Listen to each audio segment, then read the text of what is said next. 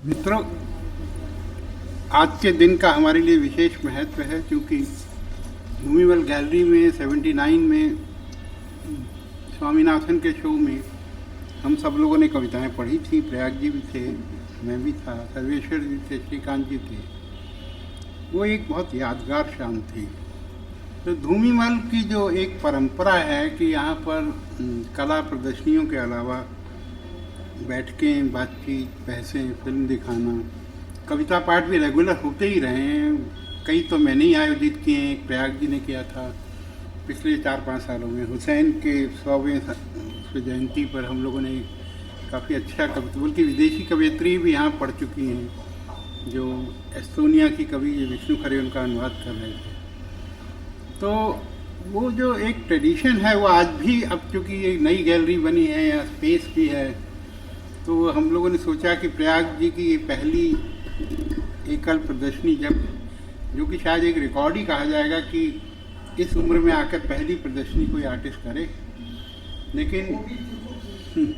लेकिन यह है कि वो रिकॉर्ड बनाने के लिए नहीं की गई है। वो लॉकडाउन के जो प्रेशर हैं उसमें क्या क्या आदमी, क्या मतलब ये कहीं ना कहीं अपने को क्रिएटिव आदमी लगाए रखना चाहता है। एक डर से मुकाबला करने के लिए उसकी रचनात्मकता काम आती है। तो इन्होंने काफ़ी चित्र बनाए जो हम लोगों ने फेसबुक वगैरह पे देखे भी, लगाए भी। तो अब फिर हम लोग को लगा कि ये चित्र प्रदर्शनी के मौके पे हमें कविता पाठ भी रखना चाहिए। उसमें सभी तरह के कवि हों, नए भी हों, पुराने भी हों। और मैं ये भी बता दूं कि गैलरी के जो युवा ओनर हैं उदय जैन, जो कि हमारे सामने बच्चे भी थे, और बल्कि रवि जी की शादी तो हमने देखी हुई है, उमा जी के साथ जब हुई थी। और उदय जी का कल जन्मदिन भी है। तो परसों मेरा है, तो मैं आज ही मना रहा हूँ। तो उस तरह से ये अलग महत्व भी है, क्योंकि पोइट्री रीडिंग में बल्कि उदय जी तो पिछली 4-5 जो हुई हैं उन पर रहे हैं।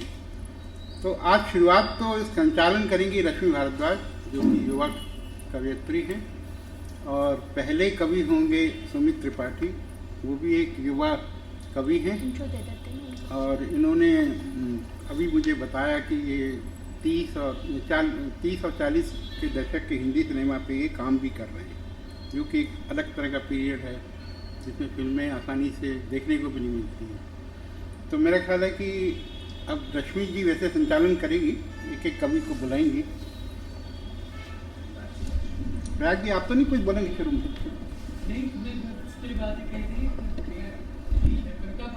शुक्रिया विनोद जी। भूमिवल आर्ट गैलरी में आप सबका स्वागत है। और इतनी सुंदर शाम है ये कविता की।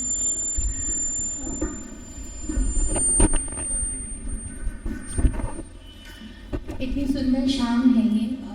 कई तरह के नाम, बहुत सुंदर नाम है कविता के, जिन्होंने कविता में अपनी एक खास पहचान बनाई है। हम युवाओं की एक तरह से ये खुशनसीबी है कि हम प्रयाग शुक्ल, विनोद भारद्वाज और सविता सिंह जी के साथ आज काव्य पाठ कर रहे हैं। हिंदी कविता को उन्होंने एक नया आयाम दिया है अपने विविध विषयों से, अपने सुंदर रूपकों से, बिंबों से। इसी क्रम में नए नाम भी जुड़ते रहते हैं। तो आज हमारे बीच एक युवतम कवि हैं सुमित त्रिपाठी जी। कहते हैं कि कविता बहुत कम शब्दों में अपनी बात कह देती है। तो हालिया मैंने समालोचन कर इनकी कुछ कविताएं पढ़ी थी। बहुत कम शब्दों में इन्होंने चित्र खींचे थे और मुझे इन्हें पढ़ते हुए प्रयाग जी की कविताएं भी याद आई, फूल तितली पेंटिंग्स उनकी याद आई, जो वो हर सुबह फेसबुक पर डालते हैं। तो सुमित को बुलाने से पहले उनकी कुछ पंक्तियां पढ़ना चाहूँगी। यह सिर्फ भ्रम है कि वह प्रतीक्षा करती है, पृथ्वी नहीं गाती कोई गीत। आगे कहते हैं सुमित, पृथ्वी एक खाली जगह है जहाँ ईश्वर अब नहीं है। सुमित त्रिपाठी जी, काव्य पाठ में आपका स्वागत है। तो मैं बिना औपचारिकता के सीधे कविताओं से शुरू करता हूँ। बस इतना बता दूँ कि मेरी ज़्यादातर कविताओं में कोई शीर्षक नहीं, मैं सीधे कविताओं से शुरू करता हूँ। तो ये पहली कविता। मेरे माता पिता के दाहिने कंधे एक चिड़िया बैठी हो, ये मैं चाहता हूँ।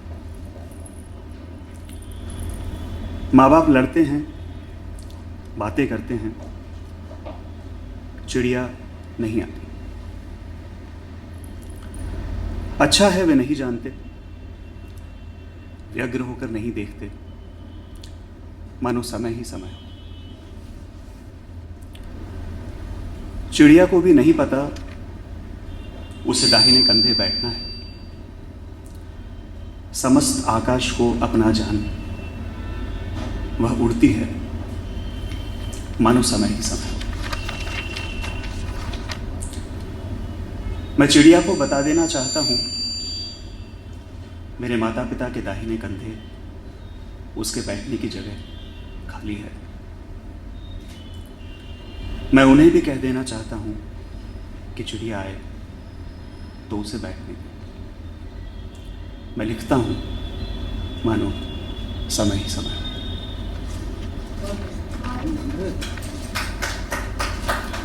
और ये अगली कविता। ईश्वर बूढ़ा होता है, भूलता है कि उसने एक दुनिया बनाई। सुस्त मोची या दर्जी की तरह टांके लगाना उसे याद नहीं रहता। प्रार्थनाएं उसे घेरती हैं, वह सिर्फ एक उच्छ्वास भरता है।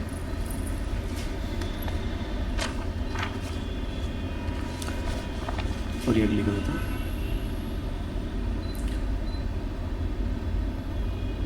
जब वह ठहर जाती है, क्या तब तुमने हवा को देखा है? बिना अपने आसमानी वस्त्र के तब वह चाहती है तुम उसे छूओ। पेड़ों और चट्टानों से बचकर वह उदास प्रेयसी बैठ जाती है तुम्हारे पास। अपने शरीर पर हवा का वह स्पर्श क्या तुम पहचान सकते हो?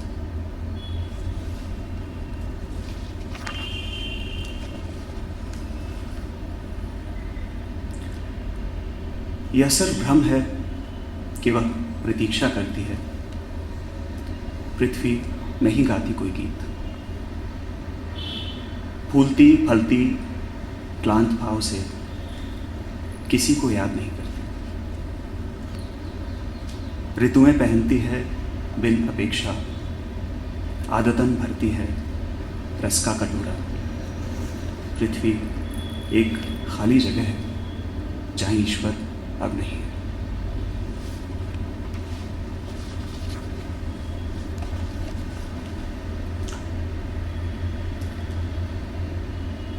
हम भात पकाते हैं सभी दिनों में। खूबसूरत खूबसूरत दिन, यह भी मरने का दिन हो सकता है। भीना भीना मीठा भात खाकर मरो तो ही अच्छा।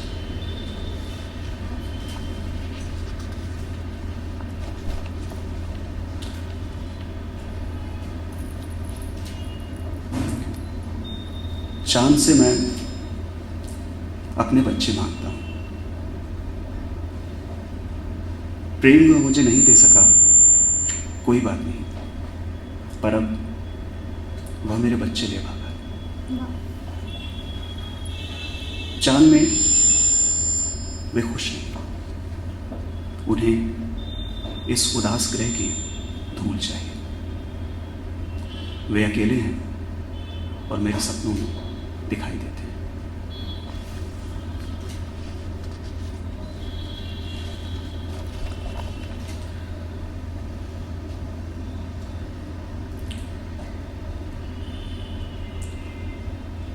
प्रेम की जगह कुछ रख दो,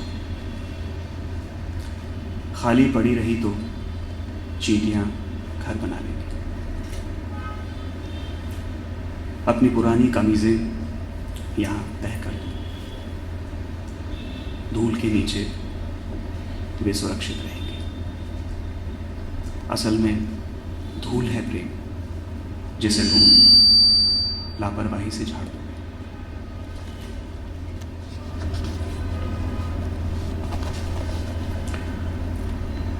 और इस कविता का शीर्षक है सभ्यताएं। सभ्यताएं पानी में छलांग मारने से डरती हैं, किनारे से सटी प्रेम के प्रवाह में पग धरते उनकी मीनारें कांप जाती हैं। जल पर आसक्त शुष्क सभ्यताएं गढ़ती हैं सुंदर मूर्तियां जो मछलियों की लोच से रहित हैं। वे जल पर फेंकती हैं अपने कुशल जाल और पाती हैं सिर्फ मछलियों की मृतदेह। अनंत जल पीकर उनसे फूटता है केवल मूत्र। कई सौ बरस मैले पत्थर पाँव और कोहनियाँ, कई सौ बरस मैले पत्थर पाँव और कोहनियाँ धोने को झुकती हैं सभ्यताएं, फिसल कर बह जाती हैं। आखिर तक जल की था वे नहीं पाती।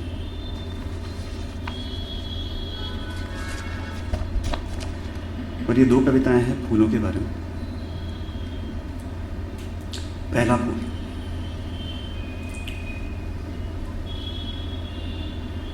मैंने सपने में एक फूल बनाया, मेरे हाथ और पाँव सुंदर बनाए।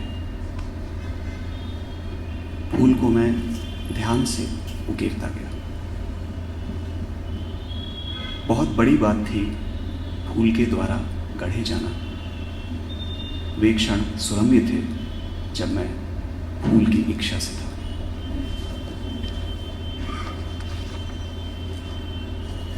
अंतिम फूल। फूल गिर पड़ा है पृथ्वी का रस त्याग कर, गिर पड़ा है वृंत के संयम से टूटकर। अंततः अपनी गंध से वह मुक्त है। फूल होने की चिंता अब उसे नहीं।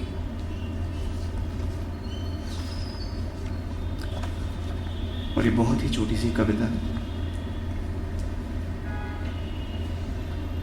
बच्चों को नंगे पाँव फिरने दो, बच्चों को नंगे पाँव फिरने दो। उनके कोमल तलवों से धरती को राहत होगी।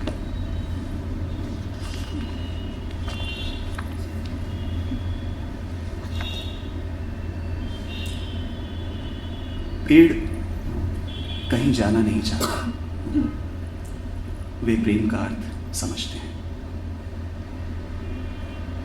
धरती को गहरे और गहरे वे छू लेना चाहते हैं, बस उसी के भरोसे वे खड़े हैं। और इस कविता के साथ खत्म करता हूँ।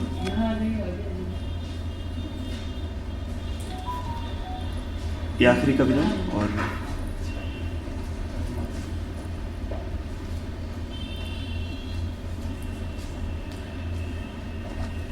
प्रेम के बारे में आखिरी कविता। प्रेम की कठिन परीक्षाओं के लिए मैं जरा सुस्त और काहिल हूं। प्रेम को चाहिए एक घोड़ा या खेत जोतने वाला बैल, हरदम चाबुक लिए वह सिर पर सवार है। मैं कोई घोड़ा नहीं, और अगर हूं ही तो प्रेम मेरी सवारी क्यों करे। बहुत शुक्रिया।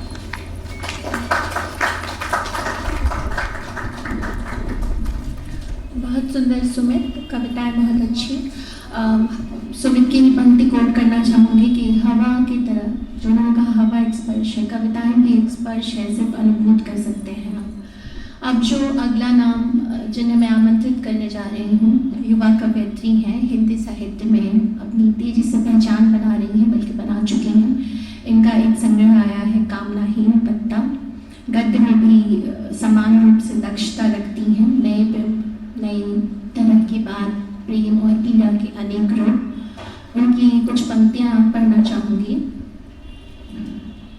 सुख मन था जल के प्रवाह का, निस्वार्थ निकल गया हाथों से। दुख नींद था अर्जित सुख का, ठहरा रहा वेदना में। पूनम अरोड़ा, कविता पाठ के लिए आपका स्वागत है। थैंक यू रश्मि।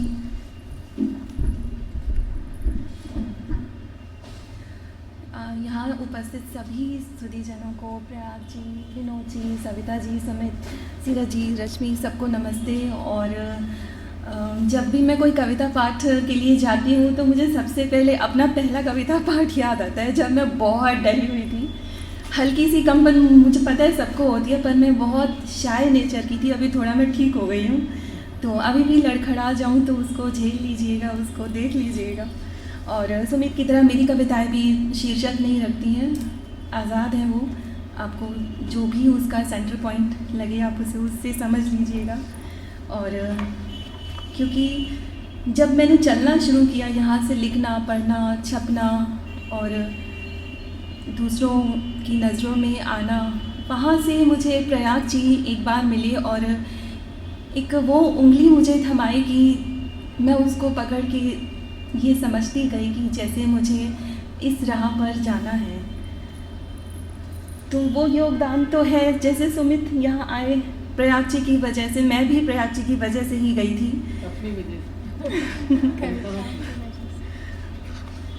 तो पहली कविता वो प्रयाग जी के लिए ही है, क्योंकि ये प्रकृति के कवि माने जाते हैं।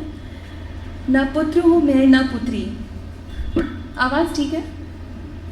ना पुत्र हूँ मैं ना पुत्री, एक पेड़ हूँ केवल, ईश्वर के घनत्व से उपजा, सिंधु घाटी के जल से विचारित तद्भव और तत्सम शब्दों की लिपि एकमात्र घर है मेरा।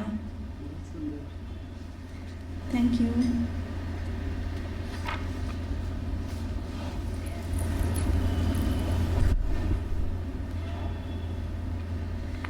तृष्णा हमेशा अपरिभाषित रही, तृष्णा हमेशा अपरिभाषित रही तुम्हारे लिए, जैसे तुम खुद एक अंतहीन तृष्णा हो।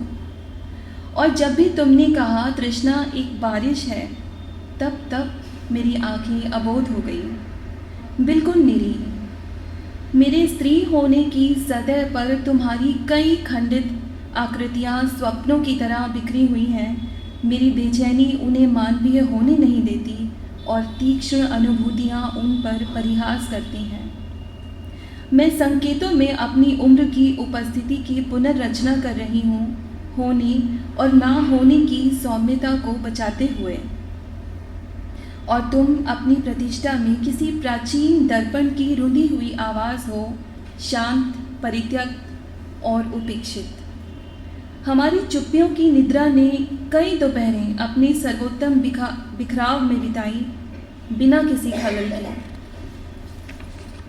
अपनी दोहरी काया के नवजात शिशुओं को हमने एक साथ पोषित किया, उसी दोहरी काया से अपनी सूक्ष्म परछाइयाँ निर्मित की और कई रंगों में एक दूसरे की नग्न काया को चूमा।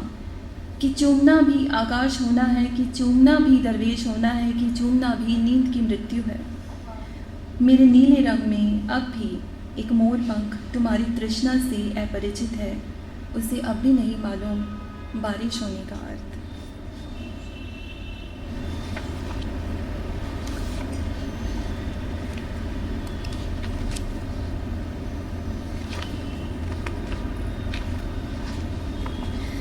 ये एक कविता है जो मेरे बचपन से जुड़ी हुई है, उसकी यादों से, और जो मेरे पुरखों ने जो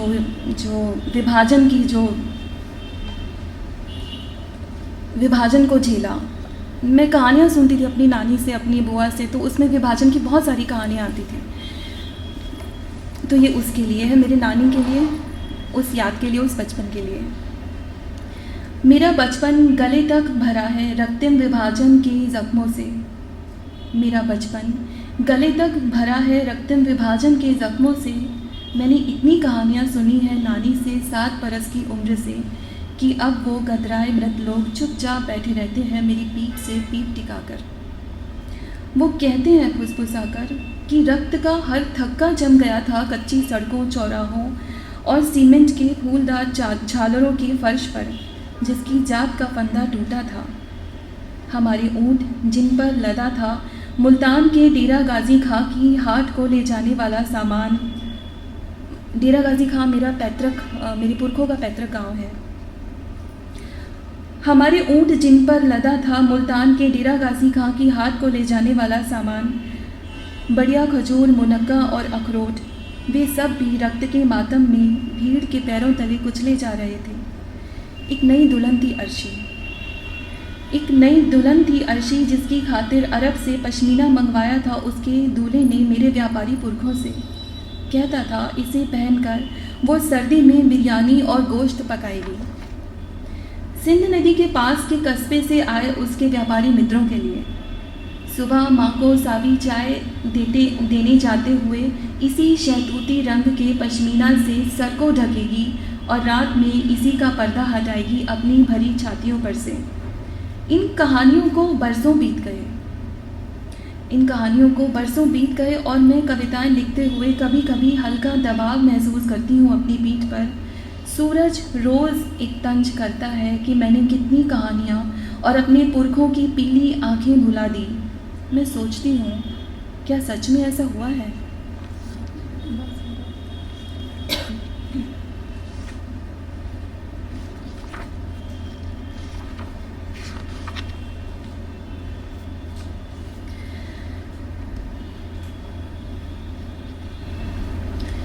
जब मैं खोजना चाहती थी एक कमरा लिखने के लिए, तब घर एक अलग नज़रिए से किसी और चीज़ में तब्दील हो रहा था। जब मैं खोजना चाहती थी एक कमरा लिखने के लिए, तब घर एक अलग नज़रिए से किसी और चीज़ में तब्दील हो रहा था। जैसे बदल जाती है मौसम के साथ त्वचा और उम्र के साथ बढ़ जाती है गर्दन पर बादामी झुर्रियाँ। घर जिसे होना तो था मेरे बचपन के खिलौनों से भरा, लेकिन यह लगातार छोटा और छोटा होता गया। लेकिन फिर भी मैं इसे हाथ तक नहीं लगा पाती थी। मेरे अन्न घर में सुतलियों से बंधी गेहूं की बोरियां और गन्नों की विशाल और रस भरी मुस्कुराहटें उन संयोगों की आग पीती थी जिन्हें अपनी कालिमा को अभी तक करुणा से देखना आता था। स्तुतियाँ चलती रही भेस बदलने की। मेरे उपक्रमों में याद पिता को करना चाहती थी, लेकिन लगा यह शायद एक दुर्घटना घटी है मेरे सपनों में। इस बेअसर तरीके पर निर्भर होना एक झूठ का पुलिंदा बनाने समान था। ओ पिता, काश तुम उतार सकते उस बोझ को जिसे उठाना नहीं सिखा सके तुम मुझे। काश कि अपने जीवन के हर फैसले से पहले मैं याद नहीं करती अपनी गुंधी हुई 2 चोटियाँ।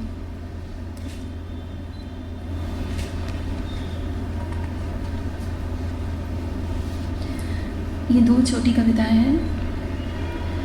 तुम कहते हो कि मैंने तुम्हें मांसभक्षी बनाया। मुझे लगा मैंने खुद को तुम्हें सौंप दिया था।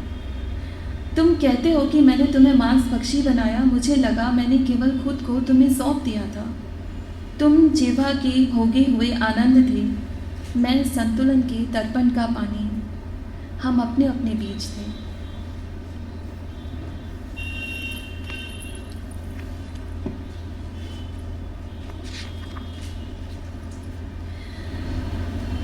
तुम इतने बोधगम्य हो जैसे समाधिस्थ बुद्ध के पास पड़ा एक कामनाहीन पत्ता। तुम इतने बोधगम्य हो जैसे समाधिस्थ बुद्ध के पास पड़ा एक कामनाहीन पत्ता। मैं तुम्हारे प्रेम में अपनी सब कोमल कविताएं वो विनम्र पत्ते बना दूंगी जो अपने पतन को पूर्व से जानते हैं। मैं खुद को क्षमा कर दूंगी। Thank you. ये बहुत सुंदर कविताएं, महसूस करने की चीज़। और मुझे लग रहा है कि तालियां इसलिए कम बज रही हैं क्योंकि वो कविताएं आपको बहुत स्पर्श कर रही हैं, छू के गुजर रही हैं।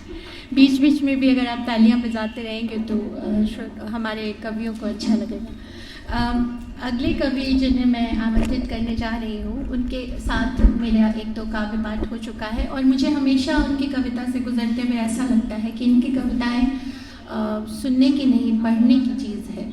क्योंकि जिस तरह से वो सेरामिक और फैब्रिक पे कविता रचते हैं, उनकी कविताओं में भी कई सुंदर चित्र और बिंब भर के आते हैं और वो आपको रोक लेती हैं, थाम लेती हैं और सुनते हुए कहीं जो कविता है वो उतनी ज़्यादा जगह नहीं बनाती जितना आप जब उसको पढ़ते हैं तब वो स्पर्श कर जाती है। ये सब कविताओं के साथ ऐसा होता है, इसलिए शायद आप तालियां कम बजा रहे हैं। तो अगले कवि जिन्हें मैं बुला रही हूँ, सीरत सक्सेना।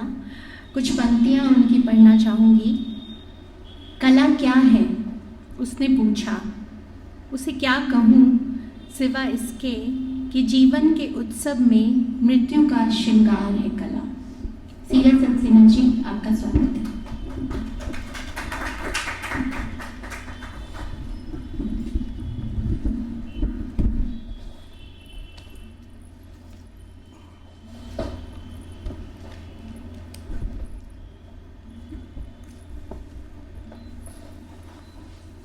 शुक्रिया रश्मि।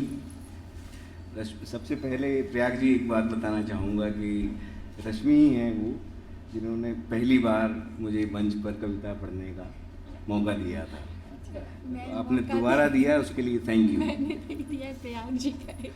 और वो कहाँ की बात है? ये मुक्तांगन की कविता बात पाठ का जो सीरीज चलता था। और जो कॉफी है उसके पास नहीं सर, गुड़गांव में फार्म हाउस है जहाँ पर हम कविता की सीरीज कर रहे थे, श्रृंखला। जी जी। और धूमीमल आर्ट गैलरी के मंच पर दूसरी बार कविता, एक बार सच्चिदा नागदेव जी के रेट्रोस्पेक्टिव शो में उन्होंने, जी जी।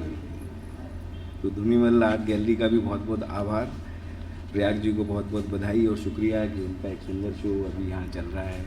विनोद जी के लिए भी और सविता जी और आपको भी बहुत बहुत शुक्रिया।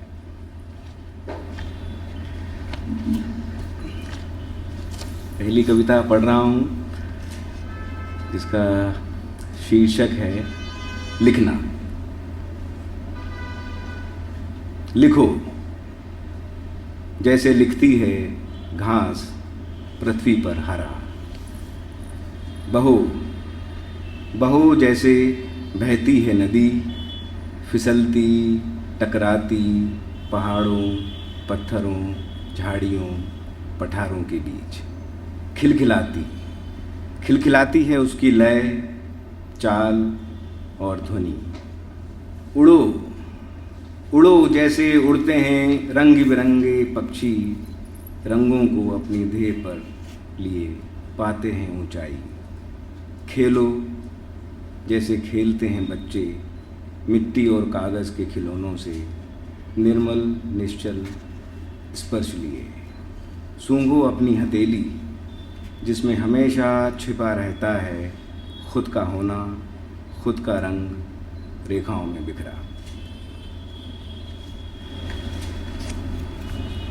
दूसरी कविता है जो मैंने अभी हाल ही में भोपाल जब मैं गया था, हमारे दो कलाकार साथी अनिरुद्ध और मिस पालीवाल यहाँ हैं, आरती, दोनों सिरेमिक्स के बहुत हुनरमंद कलाकार हैं।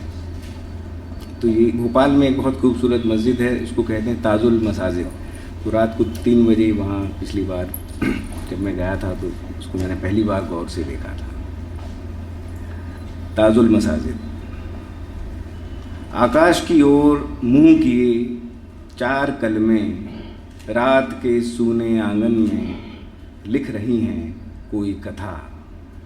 सीढ़ियों पर बैठी तुम उस लकीर को जो गोल घूमकर हो जाती है सीधी, एक ज्यामितीय पहेली की तरह अपने आदिम स्थापत्य में पढ़ा जा सकता है प्रेम इस काले कागज़ पर।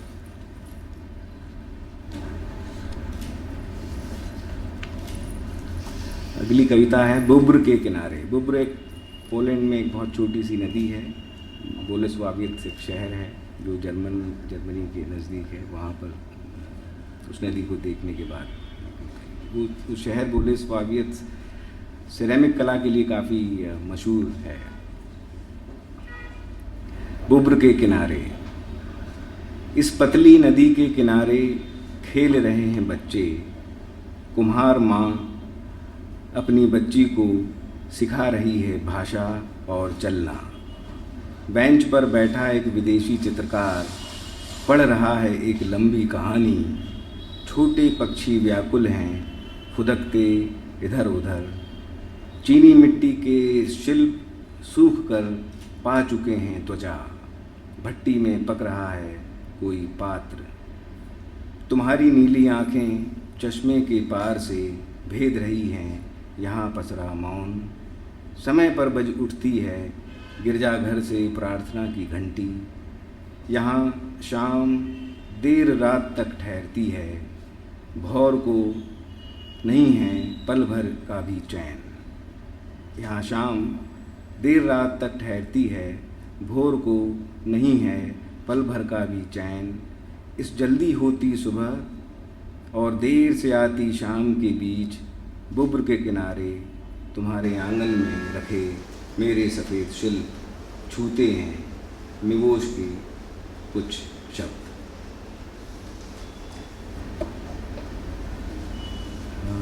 अगली दो कविताएं हैं मार्क रोथको, जो मेरे प्रिय चित्रकार हैं, उनके चित्रों को देखते हुए लिखी है। छोटी छोटी दो कविताएं हैं। विरह से उपजे मटमैले अवसाद पर प्रेम का आलोक अपने एकांत में पसरा है। विरह से उपजे मटमैले अवसाद पर प्रेम का आलोक अपने एकांत में पसरा है। तुम्हारी उपस्थिति इन चित्रों का अध्यात्म है जो पूर्व ने रचा है। दूसरी कविता है।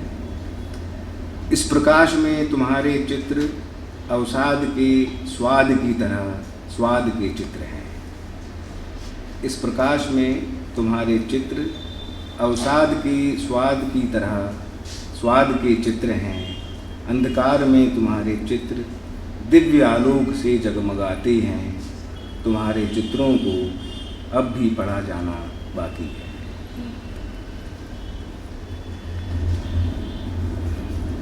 एक कविता है जिसका शीर्षक है चेरे पाखा। चेरे पाखा यूक्रेनियन भाषा का एक शब्द है जिसका अर्थ है कछुआ। चेरे पाखा, एक शब्द चेरे पाखा जिसमें पाखी का वास है। एक शब्द चेरे पाखा जिसमें पाखी का वास है। ये कछुआ पानी में पक्षी की तरह ही तो उड़ता है, बिना जल की नींद में खलल किए तह तक हवा को ले जाता। ये आदिम कछुआ ही तो है।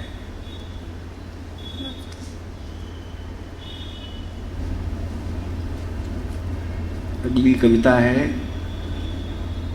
कास्ट शिल्प, वुडन स्कल्पचर। अपनी छैनी और लकड़ी की हथौड़ी से छील रहा हूँ देह सी पसरी सपाट सीधी और सफ़ेद लंबी लकड़ी।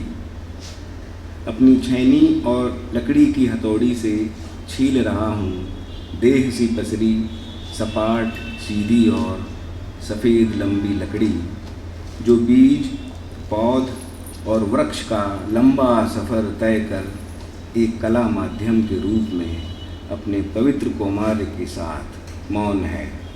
दे रहा हूँ अपनी रूप स्मृति में बिसर गए आकारों को एक नया अर्थ। रच रहा हूँ लकड़ी के लंबे और चौकोर स्तंभ घूम कर अपनी छोटी देह से आठों दिशाओं में।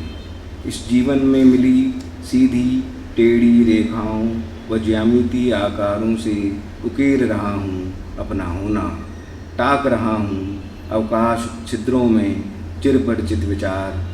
नहीं भूलता हूँ कि वृक्ष हर हाल में जीवित रहते हैं पूर्वजों की तरह। मेरे शिल्प वृक्ष देह पर गोदना है।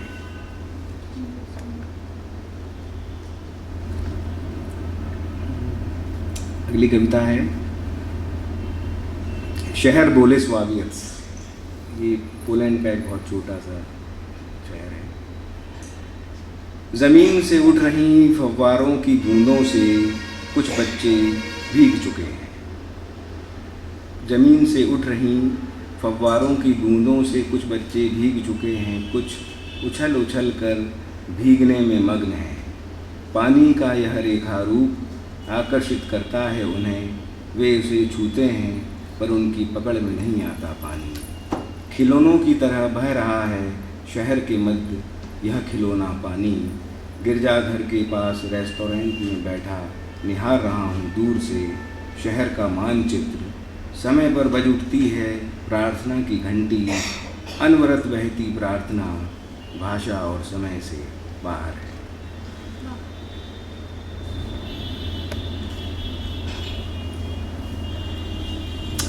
इसी शीर्षक की दूसरी कविता है शहर बोले स्वाभियत 2। बारिश आज यहाँ खूब रुकी, तेज बौछारों से धुल चुका है शहर। चमक उठी है गिरजाघर की ऊंची मीनार, बूंदों से गुजरता प्रकाश धुंधला रहा है शहर का मुख्य चौक। कारों की पारदर्शी सतह पर बूंदें अब भी ठहरी हैं, खत्म होने के बाद भी वृक्षों पर देर तक ठहरी है बारिश। ताज़ा हो गए हैं चौराहों पर रखे चीनी मिट्टी के बड़े पात्र, ठंडी हो चुकी है भट्टी, पक चुके हैं फिर मिट्टी के बर्तन। शहर और देश के मानचित्र के बाहर बिखरती है यह सौंधी खुशबू।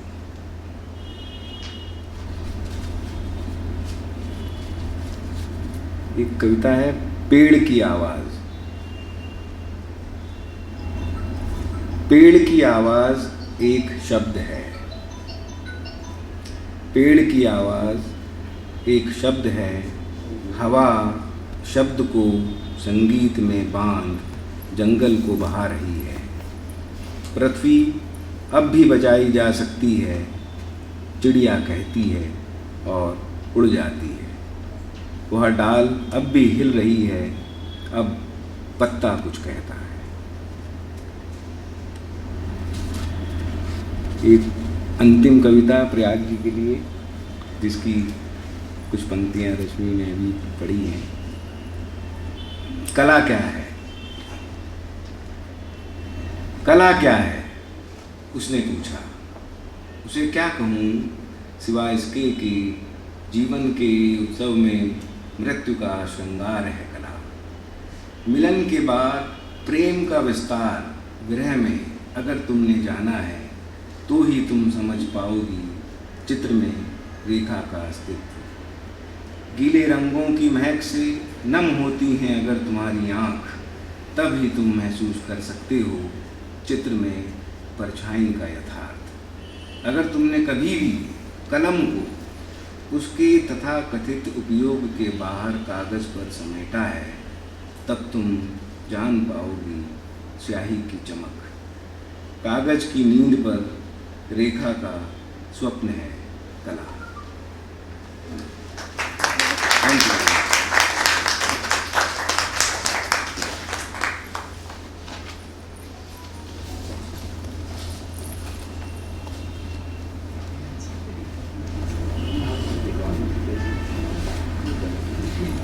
आज की शाम की अगली कवि हैं रश्मि भारद्वाज, जो कि संचालन कर रही हैं, इसलिए मुझे इनका परिचय देना पड़ रहा है।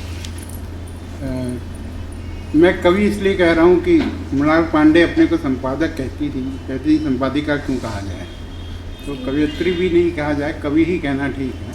हम लोग लिखते भी नहीं, कवित्री नहीं लिखते, हम भी कवि ही लिखने लगे हैं। तो रश्मि जो हैं, ये आजकल इनका उपन्यास विंज पर काफ़ी लोकप्रिय हुआ है। ये उपन्यास इनका पहला उपन्यास था, लेकिन मूलतः ये कवि हैं और इन्होंने अनुवाद भी किए हैं और इनके 2 कविता संग्रह हैं।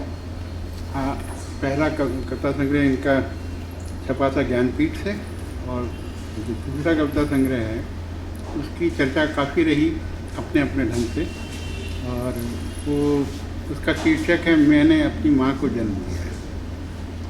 उनकी उसमें कई ऐसी कविताएं हैं जिस पर काफ़ी चर्चा हुई है, बहसें भी हुई हैं। तो उसमें कुछ कविताएं ऐसी मैं चाहूँगा पढ़ें, पता नहीं इनकी अपनी इच्छा हो तो। जैसे एक पति की प्रेमिका के नाम कविता है उसमें, तो उसको अगर पढ़ें तो अच्छा है। और इनकी कुछ नई कविताएं इन्होंने हाल में जो लिखी हैं वो भी पढ़ेंगी शायद। और इनकी कविता जो है इधर काफ़ी चर्चा में है, और जैसा कि होता है कि चर्चा का मतलब होता है काफ़ी एक दूसरे ढंग से भी देखना। जैसे इनकी यूनी कविता पर अभी कल ही मैंने लेख पढ़ा, तो उसमें एक लाइन में उस कविता को उन्होंने उड़ा दिया, पर मुझे लगता है कि वो कविता बड़ी कॉम्प्लेक्स है और इन्होंने सिल्विया प्लाथ के अनुवाद भी किए हैं। और इनकी पोइम्स को समझने के लिए हमें एक वो कन्फेशनल मोड को समझना भी ज़रूरी है। आइए लक्ष्मी।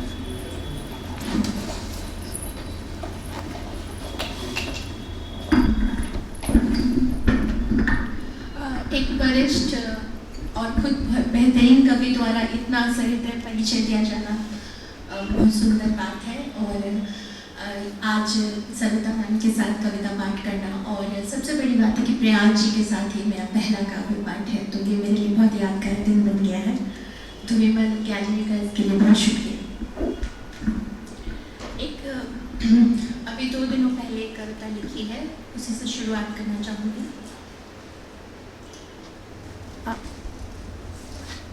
मैं लिखने से ज़्यादा लिखने के बारे में सोचती हूँ। ठीक यही बात प्रेम के लिए कही जा सकती है और ज़िंदगी के लिए भी। और ठीक यही बात कि सब कुछ अधूरा ही छूट जाता है। इसके छोटे छोटे टुकड़े हैं और कोई शीर्षक नहीं है कविता का। पृथ्वी के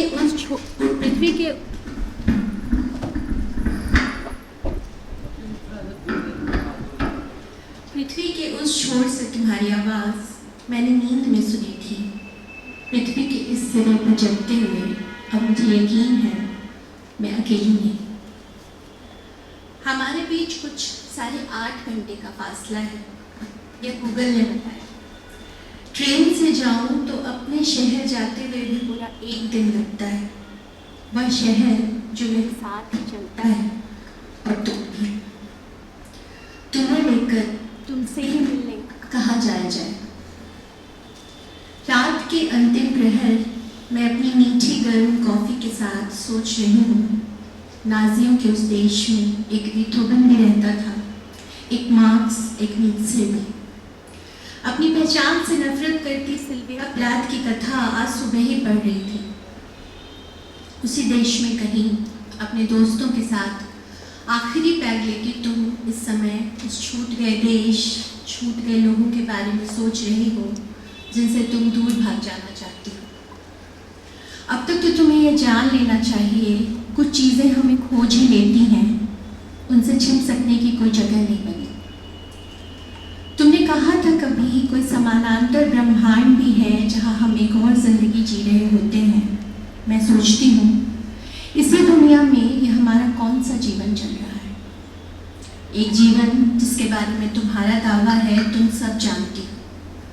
मैं सोचती हूँ तुम उस जीवन के बारे में क्या जानती हो जो न लिखने के बारे में सोचता था, न प्रेम के बारे में। तुम उस मृत्यु के बारे में क्या जानती हो। अगली कविता है हमारे बीच सीरज है और हम चित्रों की दुनिया में ही बैठे हैं, तो कुछ वैसी ही कविता है। तुमने उसे कितना देखा है। वह जो चित्र उकेरा गया है उसमें मौजूद औरत से मेरा चेहरा भर मिलता है। किसी को उतना ही देख सकना जो आंखें दिखाती हैं। कान संसार भर की आवाज़ें बटोर लाते हैं। इन्हें इंद्रियों की असमर्थता मत कहो। तुम्हें बंद आंखों से देखना नहीं आता। बिना सुने सोच सकने का अभ्यास नहीं था। दृश्य, ध्वनि, शब्द के परे जो उपस्थित है तुमने उसे कितना देखा है, या फिर बंद कर दी हैं खिड़कियाँ उकताहट से। मेरे पास आकर तुमने मुझे क्या देखा। मैं हमेशा तुम्हारे बनाए गए दृश्य के बाहर ही छूट गई थी।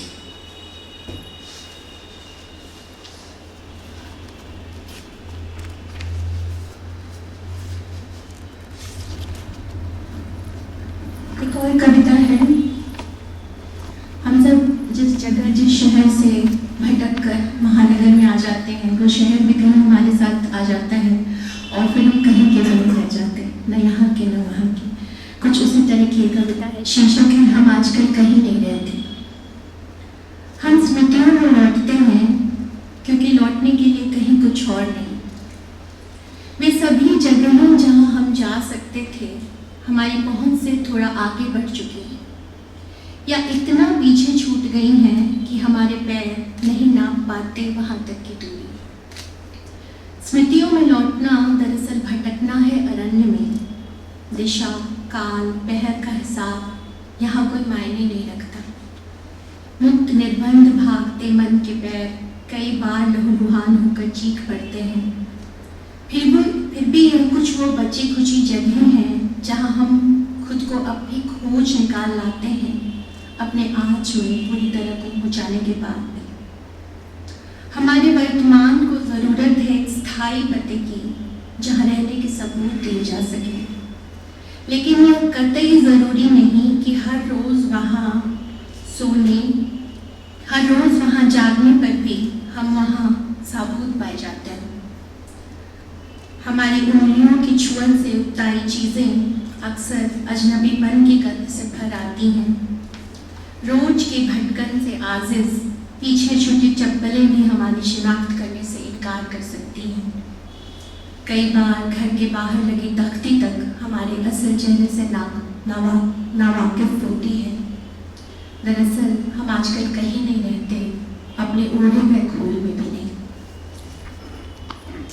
एक और कविता है जो मुझे बहुत प्रिय है, वो पढ़ना चाहूँगी। महानगर में औरत। इस अनिश्चित जीवन में स्थायी बस सहेज लिए गए दुख हैं। वह रोशनी के लिए खोलती है खिड़कियाँ, बाहर बंधकर उसकी प्रतीक्षा में रहते हैं। सुख बाईं आंख में भूल से पड़ाया एक कंकड़ है जो ढेर सारे पानी के साथ बह आएगा। सुकून के लिए जुटाई गई हर चीज, बुद्ध की प्रतिमाएं, लैंप, मोमबत्तियाँ और खुशबू नाकाफी है। वह कुत्तों में तलाशती है अपने अजन्मे जो गर्भ के अंधेरों से ही लौट गए। वह लगभग रोज एक नया पौधा रोपती है और उनसे देर तक बतियाती है, क्योंकि डायल किए गए अधिकांश नंबर कहीं न कहीं व्यस्त हैं। दुनिया का हर नशा नाकाफी है, उसकी पलकों पर जीवन की सलीब रखी है। प्रेम में भय है या कि भय से ही प्रेम है। वह अपने अंदर के उस शैतान से डरती है जिसे सब कुछ चाहिए, आंख भर की नींद, उम्र भर के सपने, थोड़ी सी आंच और एक मजबूत गर्म हथेली जिसे थाम कर दुखों को पिघलता महसूस किया जा सके। ऐसी रातें हो जीवन में जब भय किसी खुले छूट गए दरवाजे से अंदर प्रवेश नहीं करे।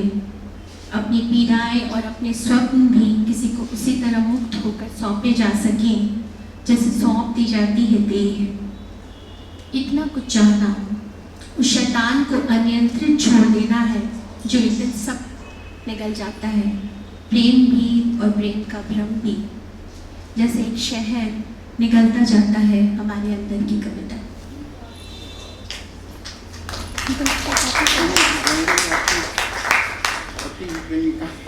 बड़ी विवादास्पद कविता है और बहुत कन्फेशनल है, तो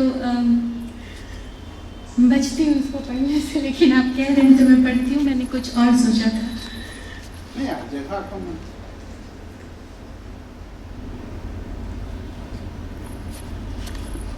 मैं चाहूँगी कि कविताओं से कवि को अलग करके देखा जाए। ये कविता एक अनुभूति भी हो सकती है जो आज हम सब के जीवन में कहीं ना कहीं है। पति की प्रेमिका के नाम, एक तरह से एक चिट्ठी है, कविता से ज़्यादा एक चिट्ठी है। सोचती हूँ कि तुम्हें एक घर तोड़ने का इल्ज़ाम दूँ या कि उस पुरुष के कहीं रिक्त रह गए हृदय को भरने का श्रेय जो घर गृहस्थी के झमेलों में शायद मेरे प्रेम को ठीक से ग्रहण नहीं कर पाया था।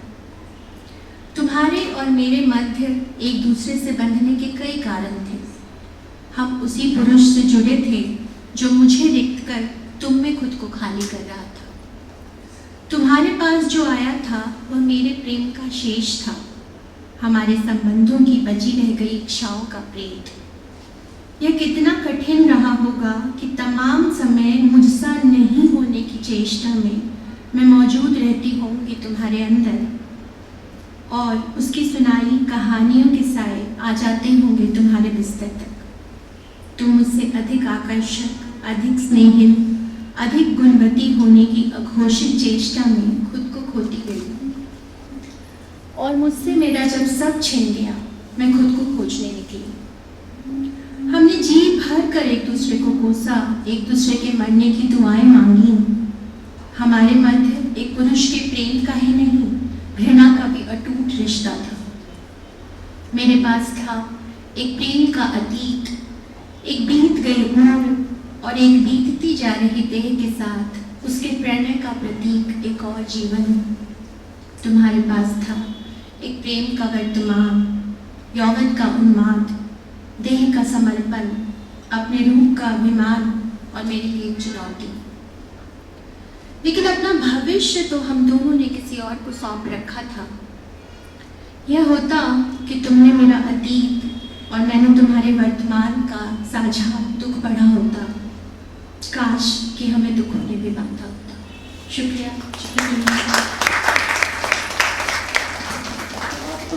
संचालन करते हुए इतनी अच्छी कविताएं सुनते हुए लगता है कि एक सुंदर संगीत सुन रहे थे और भंग हो गया। अब जो अगली कवि जिनको मैं आमंत्रित करने जा रही हूँ, मैं कहूँगी कि आप लोग जो उनको हिंदी कविता का साहित्य का इतिहास थोड़ा भी आपने पढ़ा होगा। 90 के दशक में जब स्त्री कविता एक नया रूप ले रही थी, हम छायावाद के दौर से गुजर कर अपना स्वर ढूंढ रही थी स्त्रियाँ, तो एक नाम उभर कर आता है जो बिल्कुल क्या बोलूं, अपने सशक्त अलहदा अंदाज में पूछ बैठता है, मैं किसकी औरत हूँ, मैं किसका दिया खाती हूँ।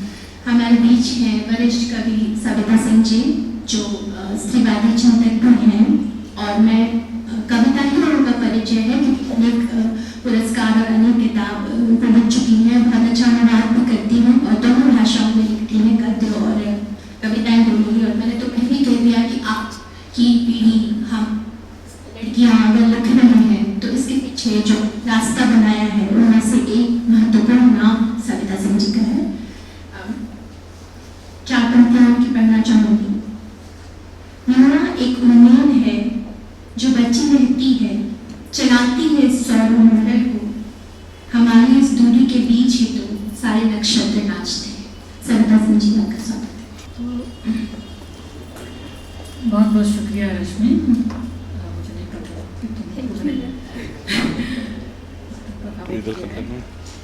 आज की शाम प्रयाग जी के लिए आप सोच नहीं सकते मेरी व्यस्तता क्या है, लेकिन मैं आज प्रयाग जी के लिए आई। प्रयाग जी मेरे बहुत प्रिय कवि हैं और प्रयाग जी को मैं एक स्त्री कवि के रूप में भी देखती हूँ। ये बहुत कम लोग जानते होंगे। अभी मैं कुछ लिख रही हूँ तो प्रयाग जी को उसी तरह मैंने देखा। एक बार एक कवि जो ब्यूरोक्रेट भी थे, सुदीप बैनर्जी, उनकी कविता संग्रह का लोकार्पण हो रहा था, उसमें मुझे बोलना था NSD में। अब बता रही हूँ प्रयाग जी। तो मैंने उनकी कविताओं में बहुत सारे जंगल, नदियाँ, पहाड़ सब मैंने, तो मैंने कहा कि जो पुरुष प्रकृति को प्रेम करता है वो स्त्री को प्रेम कर सकता है। तो प्रयाग जी को मैं उसी तरह से देखती हूँ और अपनी कविताओं को बहुत महत्व देती हूँ। तुम्हें मल्हार कार्यालय को भी मैं बहुत धन्यवाद करती हूँ कि ऐसे विलक्षण कवि जो चित्रकार भी हैं, यानी कि अभी इनकी चित्रकला का प्रदर्शन हो रहा है। ये शुरू से चित्रकार रहे हैं। जो व्यक्ति चित्रकला को समझ सकता है वो चित्रकार भी है। प्रयाग जी के पास विलक्षण कलेक्शन है। इनका घर अपने आप में एक आर्ट का पीस है। मैं गई हुई हूँ इनके घर, कई बार बहुत प्रेम से उन्होंने बुलाया जब मेरे पति पंकज सिंह जीवित थे। तो उस समय प्रयाग जी नोएडा में रहने आए, पड़ोसी थे, तो हम टहलते हुए इनके यहाँ पहुँच जाते थे। ये जिक्र मैं इसलिए भी कर रही हूँ क्योंकि एक कविता मैं पढ़ने जा रही हूँ। जब वो कविता छपी नहीं थी, मेरे इस किताब में है, नींद की रात में, सेकंड कलेक्शन है। तो जब मैंने उनको पढ़ के सुनाया तो उन्होंने कहा कि सविता जी, मुझे तो लगता है कि हम लोग किनारे वाले जहाँ नहर है वहाँ की कविता है। मैं इतनी चमत्कृत हुई बता नहीं सकते। उन्होंने कहा प्रयाग जी, आपको मैं प्रणाम करती हूँ, क्या बात है। तभी मैं समझ गई थी ये आदमी चित्रकार है अंदर से दरअसल। तो आज उनको बहुत बहुत बधाई। और मेरी पसंद की कविता पढ़नी है जरूर जरूर जी। तो एक कविता जो मेरे अपने नए संग्रह से शुरू करती हूँ, मेरा एक नया संग्रह आने वाला है, खोई चीज़ों का शौक। तो उसमें प्रकृति है जैसे, लेकिन उसमें एक कविता है जीवागार, वो मैं आप लोगों को पढ़ना चाहती हूँ आप लोगों के सामने।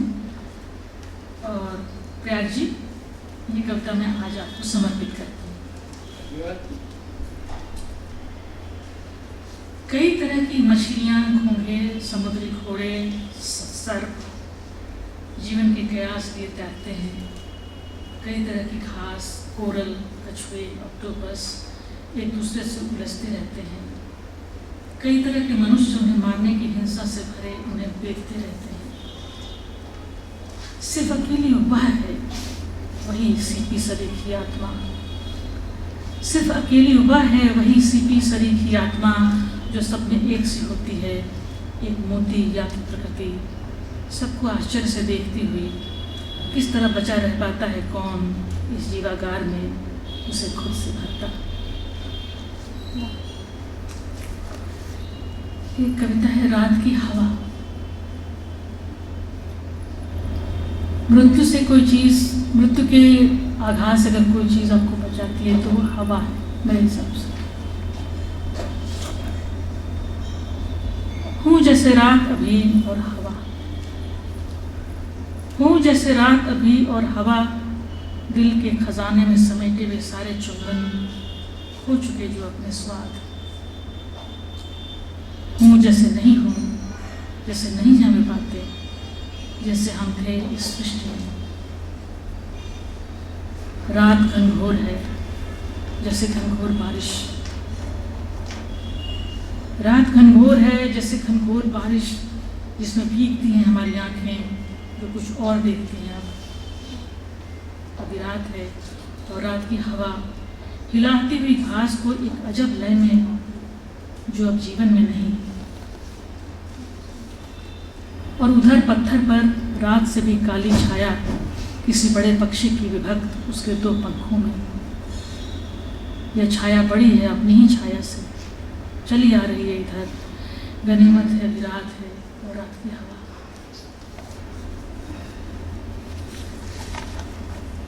प्रयाग जी की फेवरेट कविता मैं पढ़ने जा रही हूँ। मैंने चित्रकारों पर भी बहुत सारी कविताएं लिखी हैं और प्रयाग जी ने शायद इसमें अपनी 2 कविताएं ली हैं। बहुत सुंदर। प्रयाग जी का क्या हुआ?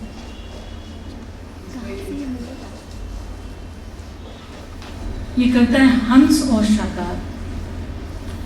ये कविता छपी थी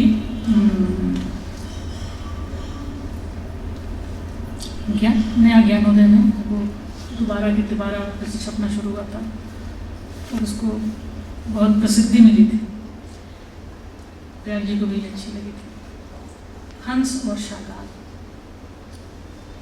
आंखें बंद हैं और गहरा अंधकार है चारों तरफ। रात है, सच्ची रात फैली हुई। आंखें बंद हैं और गहरा अंधकार है चारों तरफ। रात है, सच्ची रात फैली हुई, जिसमें सपने जागते हैं चमकीले सच की तरह, जिसमें पूरा का पूरा जीवन है यथार्थ की तरह निर्बाध खुला। और वह जो दिखता है आधी खुली आंखों से। जब हर तरफ प्रकाश होता है, यह जानना भी कैसा सुखद आश्चर्य है कि रोशनी छिपाती है चीज़ों को अक्सर, जबकि अंधकार खोल देता है सब कुछ। ये पर्दे भी जिनके पीछे से मृत्यु झांकती है। कितनी ही बार मैंने अपनी मृत देह पुराने घर के आंगन में पड़ी देखी है। उन लोगों में मैं भी शामिल हूँ, अपने को यूँ देखने में जो मेरे अपने हैं। यहाँ तक कि मुझे अपनी दिवंगता माँ भी दिखी हैं विलाप करती हुई, और वह प्रेमी भी चुपचाप खड़ा जो कभी नहीं कह सका कुछ भी जीते जी मुझसे। आंखें बंद है और रात है हर तरफ, आंखें बंद हैं और रात है हर तरफ, सच्ची रात मुझ जैसी ही, जिसमें जागता दिखता है एक स्वप्न अपने पंख खोलता, जैसे वह कोई बड़ा पखेरु हो जीवन को उड़ा ले जाने वाला। तभी उसमें अपने ही बनाए बकरे की शक्ल में दिखते हैं शागाल भी, और सफ़ेद हंस जिस पर एक नवविवाहित युगल बैठा है, किसी विदा संदेश की प्रतीक्षा में जो आता नहीं दिखता। कांपता हुआ हंस ठहरा है जैसे खुद जीवन प्रेम की प्रतीक्षा में, और शागाल बकरे की शक्ल में बोल नहीं पाते मनुष्यों की भाषा, अशक्त कह नहीं पाते सपने की तरह प्रेम को भी जीना है अपने अंधेरे में, जिसमें वह एक हंस होता है ठहरा हुआ, थामे थरथराते यथार्थ को उसकी वेदना में। मगर खुश रहो दुस्साहसी लोगों जो इसे फिर भी जीना चाहते हैं, मगर खुश रहो दुस्साहसी लोगों जो इसे फिर भी जीना चाहते हो।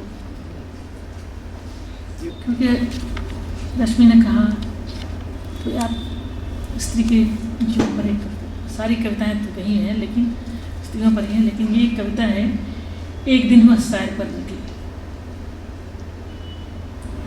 एक समय बाद जैसे पेड़ गिरा देते हो अपने पत्ते, सांप अपने केंचुल, मन गिरा देता है अपनी ही एक स्थिति, आत्मा दुख, सहज ही वैसे गिरा दिया उसने एक स्पर्श शरीर से, नया नया सा फिर सब कुछ हो गया, कहीं कोई ग्लानि या शोक नहीं उपजा।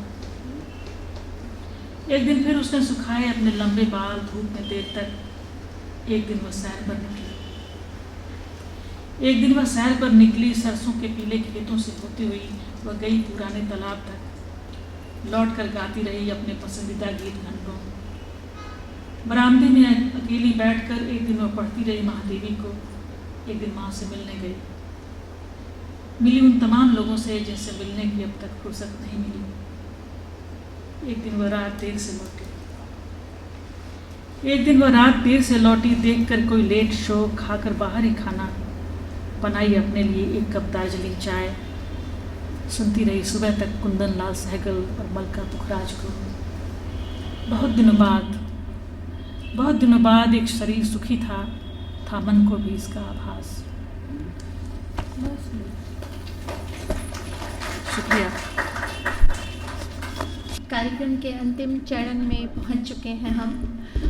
अब जिन अगले वरिष्ठ कवि को मैं आमंत्रित करने जा रही हूँ वो दरअसल कला कविता सिनेमा के बीच ही जीते हैं, उसी के बीच में हम उन्हें पा सकते हैं। और सिर्फ कवि ही नहीं, वो एक फिल्म निर्देशक भी हैं, वो कला समीक्षक भी हैं और कला जगत में अच्छा खासा नाम कमा चुके हैं अपनी समीक्षाओं द्वारा। और उन्होंने गद्य में भी अपनी बराबर की धाक जमा रखी है। अभी उपन्यास तो उनके चर्चित हैं ही, काफ़ी बिंदास अलहदा मनोवैज्ञानिक विषयों पर उनके उपन्यास रहते हैं, लेकिन अभी जो उन्होंने संस्मरण विधा में अपने हाथ आजमाए हैं और जो पोस्ट कार्ड स्मृतियाँ उन्होंने लिखी हैं उसकी काफ़ी चर्चा हो रही है। प्रयाग जी को समर्पित है यादनामा 2 और उसमें प्रयाग जी के बहुत अच्छे अच्छे कमेंट्स भी हैं। मैं आपसे पर्सनली रिकमेंड करूँगी कि आप यादनामा जरूर पढ़िए, उनकी कुछ पंक्तियाँ मैं पढ़ना चाहूँगी। लेकिन हिरन, और हाँ एक और बात करना चाहूँगी कि इनकी कविताओं में स्त्रियों के बड़े मोहक शब्द मैंने अशोक वाजपेयी जी से लिया है, बड़े मोहक रूप आते हैं और बहुत स्ट्रॉन्ग औरतें हैं, इनकी विविध छवियाँ हैं इनकी कविताओं में और इस तरह की चौंकाने वाली छवियाँ भी आती हैं। जैसे यही एक कविता जो मैं पढ़ने जा रही हूँ। लेकिन हिरन कुछ और ही सोच रहे हैं, इस अद्वितीय क्षण में वो कवियों की तरह हो गए हैं। उन्हें विश्वास है स्त्रियों की तरह ही शिकार करेगी, एक कुशल कोमलता और सुंदरता के साथ, और वे निश्चिंत होकर एक शानदार बहुत ऊंची और आखिरी छलांग हवा में लगाते हैं। मैं कुछ जो कविताएं पढ़ूंगा उसमें एक आध कविता लॉकडाउन की है, कुछ पुरानी है, और ये कविता जो सबसे पहले पढ़ रहा हूँ ये मंगलेश जी ने जनसत्ता में बहुत कई साल पहले छापी थी। इसमें बल्कि एक चंडीगढ़ के सेमिनार में स्त्रियों का ही सेमिनार था, इस कविता पर एक दिन पूरा बातचीत भी हुई थी। लेकिन उदय ने पिछली बार कविता को सुना था तो उन्हें भी अच्छी लगी थी, तो उनका जन्मदिन है तो इस कविता की शुरुआत करते हैं। हालांकि ये कविता बड़ी, इसके कई लेयर्स हैं। बारिश। बारिश में 3 वेश्याएं चढ़ी बस में, बहुत जोर जोर से हंस रही थी वे, सिनेमा के टिकटों कसकर मुट्ठी में दबाए, गीले कपड़ों में किसी घटिया सेंट में महकती हुई। बस में हलचल सी मच गई। कई लोगों को बचाना है अपने को इन 3 वेश्याओं से, पर हिम्मत देखिए, वे पूछती हैं एक पढ़े लिखे लड़के से, भैया कोटला जब आए तो बताना। मिनी बस का मनचला कंडक्टर लोगों को धक्के दे देकर भीतर भरते चले जा रहा है। 3 वेश्याओं का उसे क्या डर है। बेरहमी से खींचता है एक वेश्या के हाथ से वह 5 का मुड़ा तुड़ा नोट। कंडक्टर का अंदाज पसंद नहीं आया उस वेश्या को, उसने मुंह बनाया। फिर तीसरी बार वार्निंग दी उस लफंगे को जो बार बार सटे चले आ रहा था। अचानक उसे सीट मिल गई। एक भव्य किस्म की बुढ़िया एक स्टॉप पहले ही उतर गई थी। बारिश, सिनेमा के टिकट और घिरे आसमान ने एक दिव्य किस्म के मूड और मस्ती में ला दिया है इन 3 वेश्याओं को। एक वेश्या बैठ जाती है दूसरी की गोद में, वह जीभ निकालती है एक बच्चे को देखकर। एक पढ़े लिखे अधेड़ ने उन लड़कियों से खूब शराफत से बात की। वेश्याओं से बात करने का उसका ये पहला मौका था। वह शायद अपना स्टॉप भी भूल गया। इतनी झमाझम बारिश में आखिर उतरा कैसे जाए। एक चश्मे वाला यूनिवर्सिटी स्टूडेंट वेश्याओं के इस तरह से सटने का बुरा नहीं मान रहा। अपनी छतरी, झोले और किताबों को संभालता हुआ इस सफ़र के लिए वह ईश्वर को धन्यवाद दे रहा है। 3 वेश्याएं उतर गईं तेज बारिश में। सब लोगों ने उन्हें दूर तक सड़क पार करते देखा। अबे चल ओए कंडक्टर, बरसा ड्राइवर पर। बस में सन्नाटा था। वे 3 वेश्याएं थीं, पर भला वे वेश्याएं कैसे थीं जब किसी ने उन्हें कोठे से उतरते नहीं देखा। ये भी तो हो सकता है कि वे बारिश के साथ बादलों से उतरी हों, अप्सराएं हों। ये इसको कहने करता है। और ये जो मैं कविता पढ़ने जा रहा हूँ वो टिड्डों का हमला मैंने लिखी थी 96 के आसपास कभी। लेकिन जब ये लॉकडाउन हुआ तो इस कविता के रश्मि ने का पाठ भी किया था अपने पेज पर। तो ये मुझे मंगलेश जी ने भी कहा, बल्कि उन्होंने टिप्पणी की थी फेसबुक पर कि ये कैसे आपको जैसे एहसास हो गया कि ये दिन आ जाएंगे। लेकिन कभी कभी चीज़ें ऐसी होती हैं। टिड्डों का हमला। मेरे शहर के लोग तेज बारिश के बाद किसी बादल के फट जाने या कभी अचानक भूचाल आ जाने के बारे में सोचकर तो डरते थे, लेकिन उन्होंने इन कमबख्त टिड्डों से हमले के बारे में कभी नहीं सोचा था। काफका की कहानी में उन्होंने पढ़ा था कि एक आदमी सुबह उठा और उसने देखा कि मैं एक कॉकरोच हूँ, आदमी नहीं। हिचकॉक की उस फिल्म के बारे में भी कुछ लोगों ने सुना था कि किसी दूर बसे सुंदर शहर में अचानक चिड़ियों ने लोगों पर खूनी हमले करने शुरू कर दिए थे। पर इन टिड्डों के बारे में किसी ने नहीं सोचा था। श्यामलाल एक क्लर्क उनके पुराने जंग लगे टाइपराइटर पर एक टिड्डा चुपचाप तितली की तरह आकर बैठ गया। पर श्यामलाल ने कोई खास ध्यान नहीं दिया। सामने वाली लड़की को देखकर लार टपकाता दफ्तर में फ्रेंच लीव लेने के लिए तरीकों के बारे में सोचता रहा। मिस्टर श्रीवास्तव लाल बत्ती पर खड़े अपनी नई कार के स्टूडियो में नुसरत फतेह अली की कव्वाली का आनंद ले रहे थे कि अचानक वे ये देखकर डर गए, सामने शीशे पर टिड्डे ही टिड्डे थे। देखते देखते शहर के पार्क सूने हो गए, बच्चों ने खेलना बंद कर दिया। मेरे इस शहर का ट्रैफिक पहले से ही पगलाया रहता था, अब वह दहशत में नज़र आ रहा था। किटी पार्टियों और टेलीफोन के गलत नंबरों से उबी हुई मालती ने ड्राइंग रूम के पर्दे पर अद्भुत शांति से बैठे टिड्डे को गौर से देखा। आकार में वह 2.25 इंच का था। जाहिर है कि कई तरह के शोध कार्य शुरू हो गए हैं इन टिड्डियों पर। एक दल अमेरिका और दूसरा दल स्वीडन रवाना हो चुका है। जापान जाने की संभावनाओं पर गंभीर विचार चल रहा है। कई तरह के आंकड़े हैं और कई अटकलें हैं। एक अनुमान के अनुसार 10 लाख टिड्डे आ चुके हैं। दूसरी रपट में लिखा है 1 साल लग जाएगा इन टिड्डों के कहीं और जाने में। एक खतरनाक अनुमान ये भी है कि ये टिड्डे शायद शहर कभी ना छोड़ें। हरे भरे खेतों पर हमलों से वे उकता गए हैं। वह चमचमाता शहर उन्हें रास आ गया है। ये टिड्डे तितलियों की तरह धूल भरे आसमान से उतरेंगे। वे कोई खूनी हमला नहीं करेंगे। आदमी की किसी जेब में चुपचाप कोई जगह बना लेंगे। एक दूसरा अनुमान अधिक डरावना है। लाखों की तादाद में हमला करेंगे। चिड़ियों की तरह वे शोर नहीं मचाएंगे और शहर के शहर खाली कर देंगे। एक छोटी सी बहुत छोटी कविता के बाद मैं एक और कविता पढ़ूंगा जो अलग तरह की मूड की है। आँच। मेरी आँखों में आग है, तुमने बहुत खामोशी में कहा। इसकी तेज आँच कहीं तुम्हें तपस्वी ना बना दे। एक कविता जो मुझे बहुत पसंद है, लेकिन उसका जर्मन में भी अनुवाद हुआ। मुझे आश्चर्य हुआ कि उसके जर्मन में एक संकलन बनाया था विष्णु खरे ने। इंतज़ार।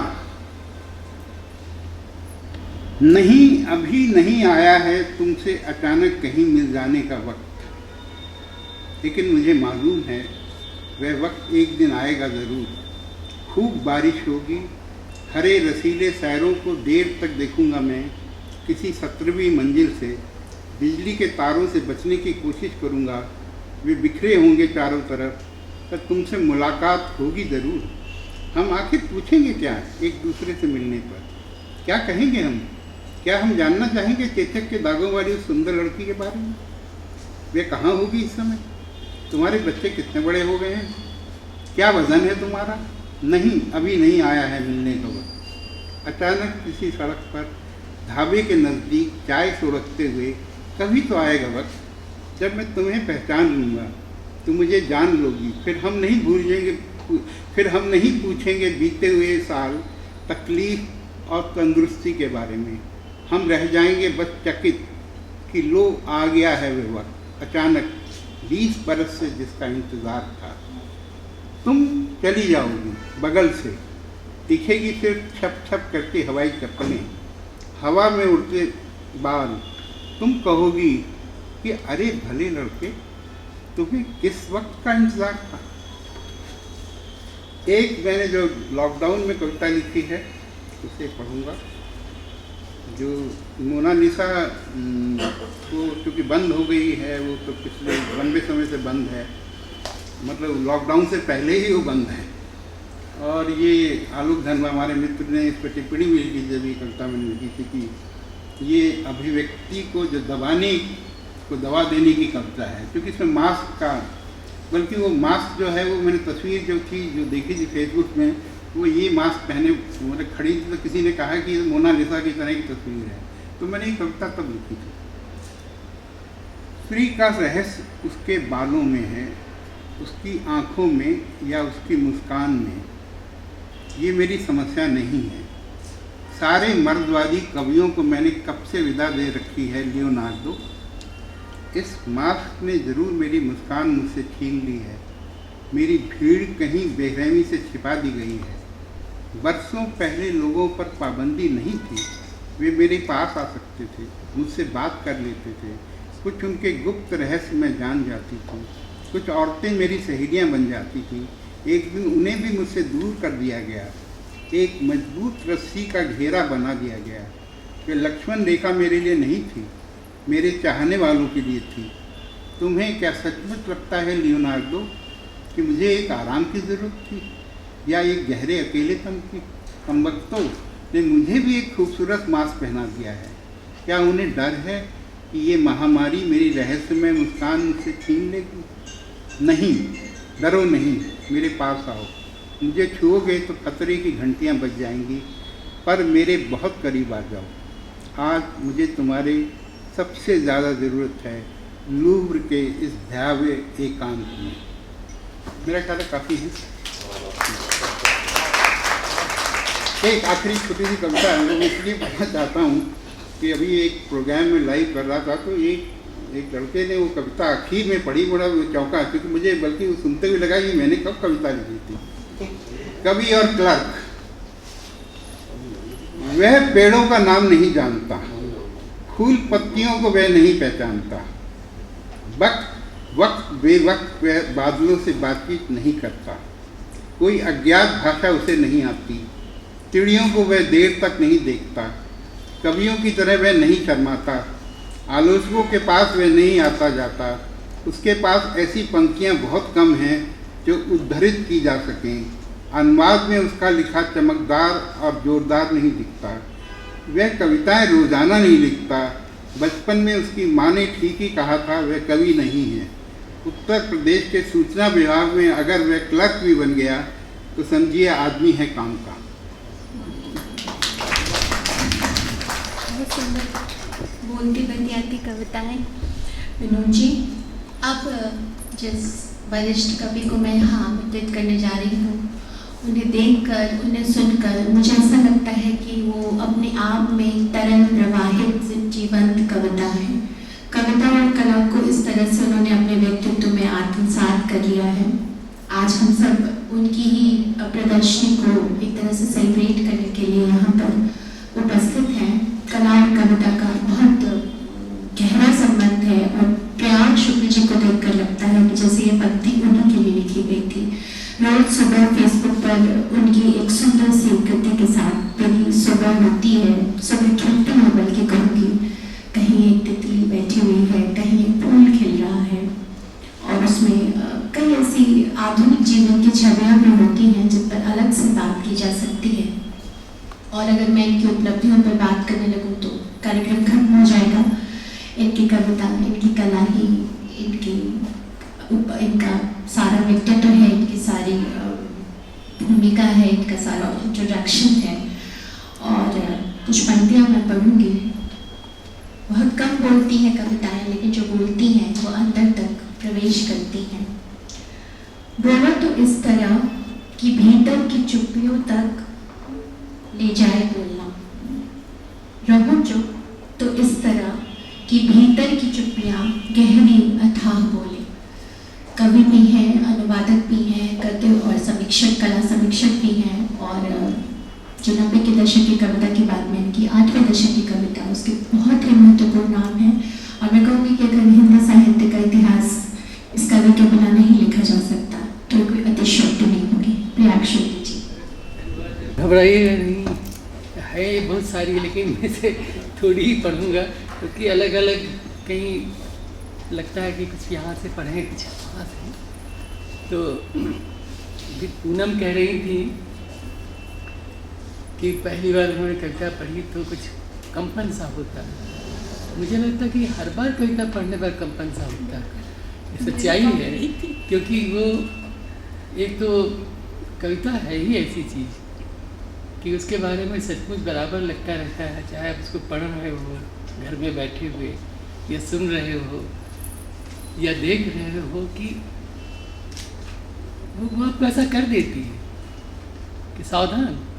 मतलब, और हमारे एक बड़े कवि शमशेर बहादुर सिंह जी, उनको कविता पढ़ते हुए हमने सुना है, तो उसमें उनकी एक आवाज़ में एक अजीब, काँपते नहीं थे, अब उसकी अचानक याद आ गई पूनम के कहने से कि लगता है कंपन सा होता था। त्रिवेणी में उनका कार्यपाठ मुझे अभी तक याद है। उनके प्रसंग से एक चीज़ और याद आ रही है जो आपसे शेयर करना चाहता हूँ कि अब जैसी कविताएं हम लोग लिखते हैं, ये दुनिया भर में वैसे ही लिखी जाती हैं कि अब उसमें छंद कम होता है। छंद में भी लिखता हूँ, अगर हुआ तो एक सुनाऊँगा आपको। तो लेकिन एक पंक्ति है उसमें 3 शब्द हैं, अगली पंक्ति में 5 शब्द हैं, फिर किसी में 7 या 8 शब्द हैं। तो पढ़ते समय उनको कैसे लाएं कि वो विराम कहाँ हो कि आपको लगे कि नहीं इसको ठीक से मैंने पढ़ा है। तो कंपन के कारण बहुत से होते हैं। बहरहाल मैं पढ़ता हूँ। कला और कविता की बात हो रही थी तो से याद आई कि ये कला और कविता नाम की का ये संकलन मैंने 2011 में ललित कला अकादमी के लिए बनाया था, यही सोच करके कि कला और कविता का बड़ा गहरा संबंध है। और आप देख रहे हैं कि आवरण पर राम कुमार जी का चित्र है। सविता जी ने जो कविता पढ़ी वो पढ़ें उस कविता को, इसलिए मैं इसको लाया था। और इसलिए भी लाया था कि इस गैलरी का सूजा से बड़ा संबंध रहा है और मेरा भी रहा है, और हमारे उदय के पिता रवि जी से, उमा जी से, वो यहाँ बहुत आते थे, बहुत रहते थे। और हम लोगों के साथ विनोद जी और मैं तो उनके साथ हम लोगों ने बहुत समय बिताया। जब पहली बार आए और दिनमान में हम लोग थे, बहरहाल तो मुझे लगा कि मैं सूजा पर एक कविता पढ़ूँ जो इस संकलन में है। और ये भी बताऊं कि उनसे ऐसा नहीं कि हमारा सबसे बड़ा प्रेम ही रहता था। सूजा से मेरा एक बार झगड़ा हुआ, अनबोला भी हुआ, लेकिन बड़े कलाकार थे तो आपको उनको एक अलग तरह से आप उनको देखते ही हो।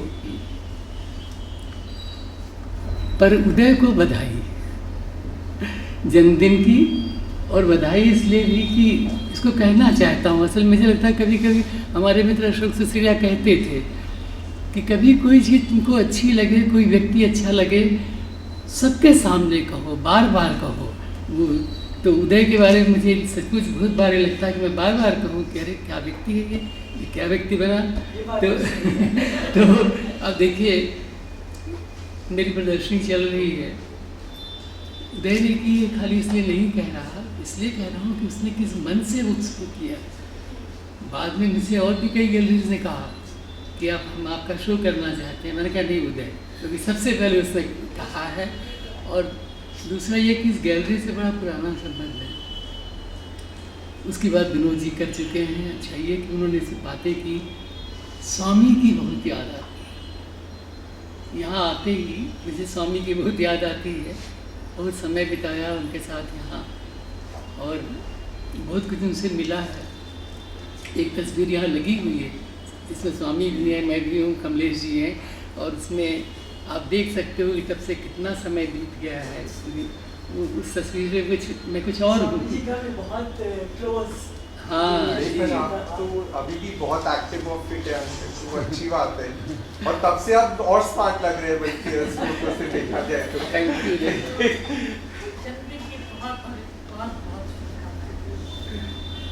तो इन सब कवियों का मैं बहुत आभारी हूँ जो आज यहाँ आए हैं। और सविता जी का दृश्य ही बहुत ख़ास तरह से, क्योंकि मैं जानता हूँ कि मुझे लग भी रहा था कि पता नहीं आ पाएंगी नहीं वो, क्योंकि इतनी व्यस्त रहती हैं इन दिनों। वैसे भी खास तौर पर जिम्मेवारियाँ इनकी कई एकेडमिक दुनिया की भी हैं।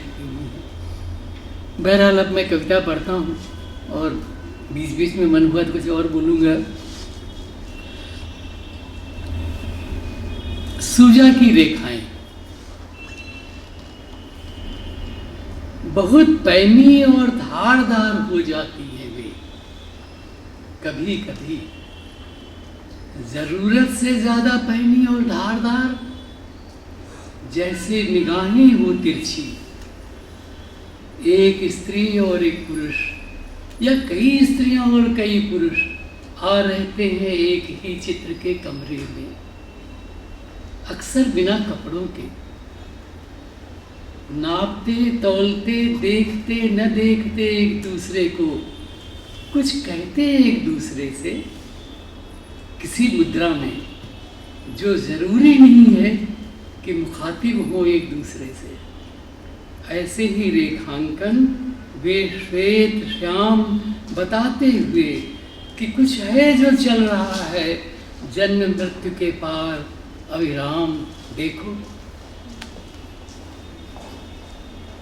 और एक कविता जिसका मैंने कभी पाठ नहीं किया पर आज मुझे दिखाई पड़ गई कागजों में, तो कभी मैंने कहा ना कि अब जब कविताएं हम लोग लिखते हैं तो उसमें उस तरह छंद नहीं होता, फिर मुक्त छंद है, फिर एक गद्य कविता भी है। तो अभी जो मैं पढ़ने जा रहा हूँ एक समय लिखी थी कुछ गद्य कविताएं। आंधी।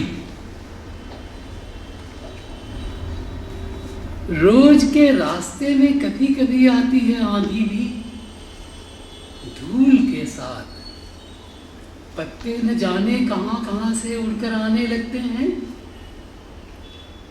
फिर बिछ जाते हैं सड़क पर। बदल जाता है आकाश का रंग, एक आशंका सी भी तैराती है, यह जानते हुए भी कि गुजर जाएगी आंधी। वाहन कुछ चौकन्ने हो थम कर चलने लगते हैं, उनकी खिड़कियां बंद की जाने लगती हैं। जो रास्ते में होते हैं वे जैसे जैसे आगे बढ़ते हैं कुछ गिरी हुई चीज़ें दिखने लगती हैं। उन्हें कोई डाली, टहनियाँ, कभी कभी पूरा पेड़ ही झुका हुआ, कभी कोई तार भी लगा हुआ खंभे से, ये बताते हैं कि आंधी और आगे बढ़ गई है और अभी थमी नहीं है। जो रास्ते में होते हैं उन्हें मिलना ही पड़ता है आंधी से अधिक, उनकी बनिस्बत जो होते हैं घर में आंधी के वक्त।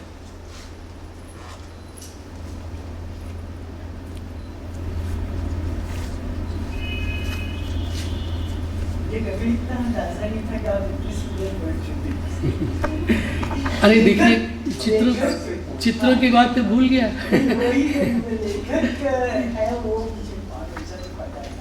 लेकिन इतनी सुंदर कविता और वो पोएट्री आपका इतना बढ़िया है। अब कुछ नई कविताएं इधर हाल की, बहुत नई भी नहीं है, ये भोपाल में लिखी थी कुछ। तब कुछ ऐसी घटनाएं घटी थी, कुछ मित्रों के जाने की, कुछ बहुत तरह की आशंकाएं।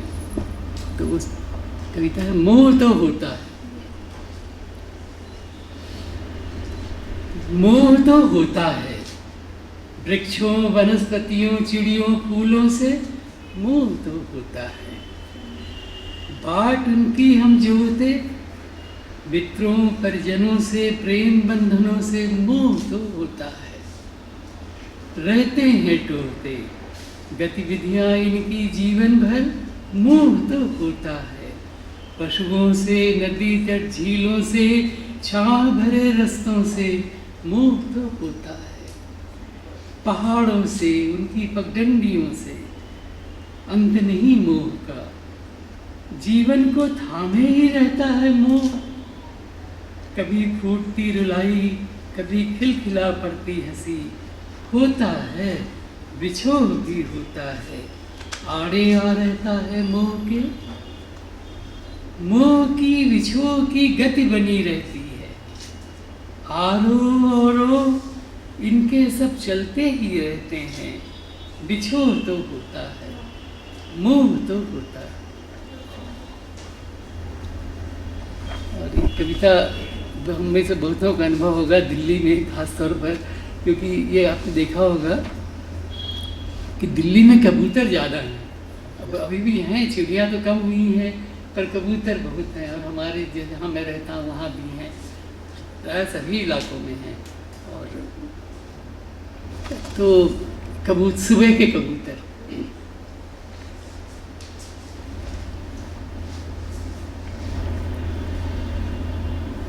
उतर आते छज्जों बरामदों में, किसी अलमारी पर करते चहलकदमी, किसी मुंडेर पर तार पर उनकी गुटरगू हो जाती शुरू।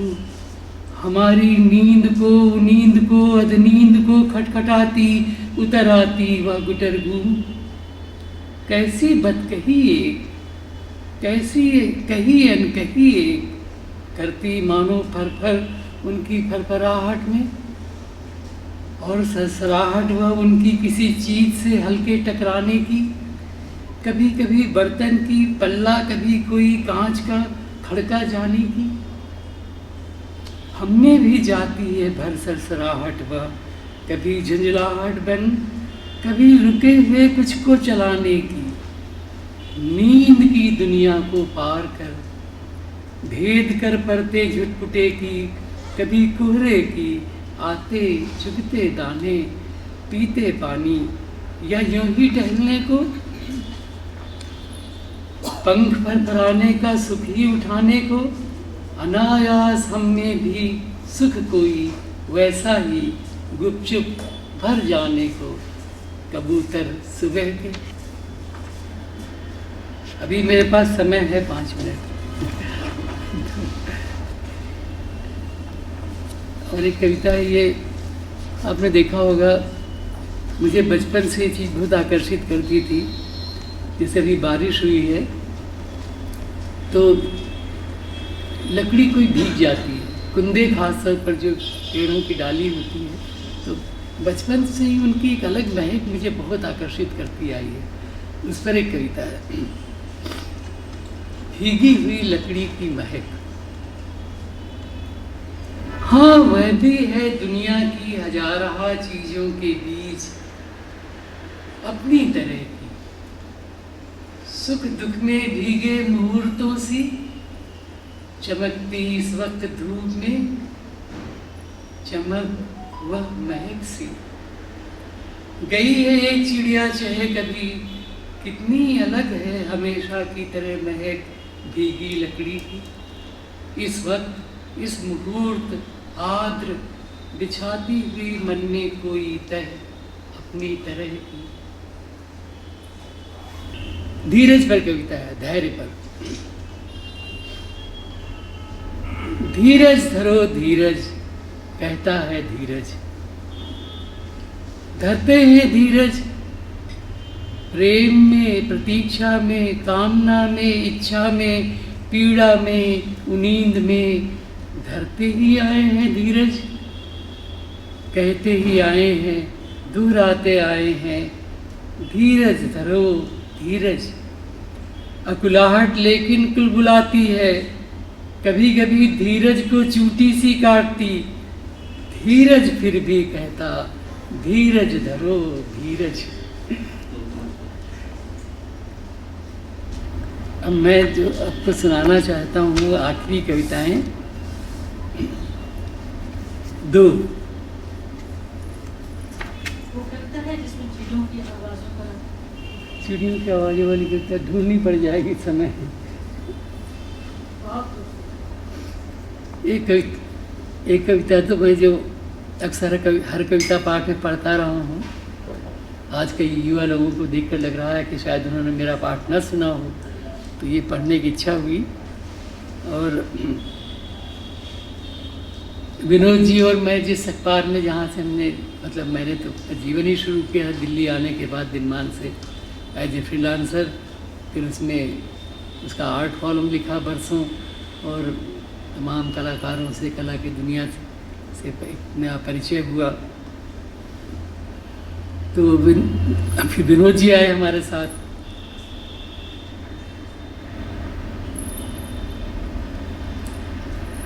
और हमने जिन संपादक के साथ काम किया, आप जानते हो रघुवीर सहाय, हिंदी के एक बड़े कवि भी, एक बड़े पत्रकार, ये कविता उनको समर्पित है। व्यंजन पकाने की विधियाँ। व्यंजन आप जानते हैं, व्यंजन डिशेस। व्यंजन पकाने की विधियाँ कई हैं, व्यंजन भी कई हैं, स्वाद भी कई है ढेरों व्यंजनों के, पर व्यंजन विधियों को चकमा दे, कब कैसे स्वाद को मधुर तिक्त करते हैं, यही चमत्कार है। हाथों का जस यही चमत्कार है, चाहे तो हम इसे रहस्य भी कह लें। हाथों का जस वह तो होता है, उससे भी बड़ी चीज, लेकिन वह मन है जो व्यंजन पकाता है, वह अदृश्य रहता है। स्वाद जो आता है जीभ पर, जान वह कैसे पर लेता है, किस मन से व्यंजन पकाया गया। सामग्री वह तो होनी होगी, सामग्री बिन व्यंजन यह तो सुना नहीं। हाँ, वह भी कैसे जुटाई गई यह महत्वपूर्ण है, अंत तब यही होगा स्वाद का, कैसे जुटाए गए सामग्री, मन, व्यंजन, विधियां।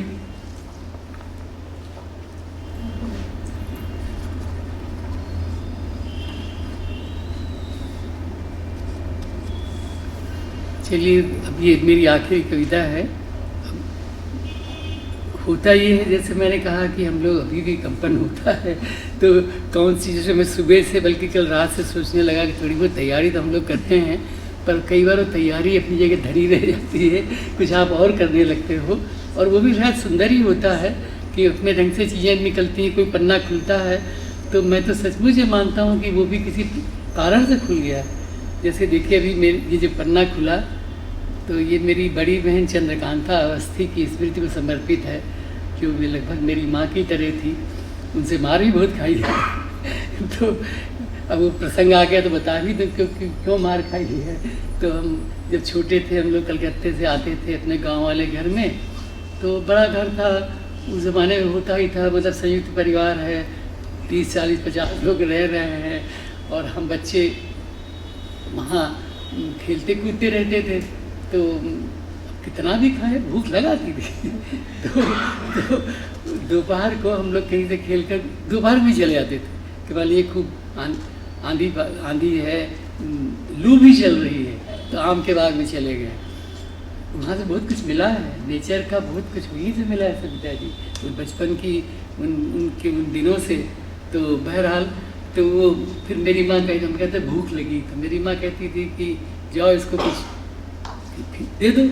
तो उन ज़माने में उमा जी तो आप जानती ही होंगी कि कैसे घरों में एक पूड़ी ऐसी चीज़ जल्दी से बासी नहीं होती। तो वो हमारे घर में बस पूड़ी और सबसे पर रखा ही रहता था कि बच्चे हैं इतने सारे तो मांगेंगे, तो उठती थी वो। और मैं पूड़ी गुड़ के साथ खाना मुझे बहुत पसंद था। तो बहुत प्यार से पहले मुझे एक चपत मारती थी, फिर कहती और खाए गुड़ पूड़ी तो ये उनकी याद में कवि उनके लिए कवि उनके न रहने पर लिखी थी। दिन दिन है,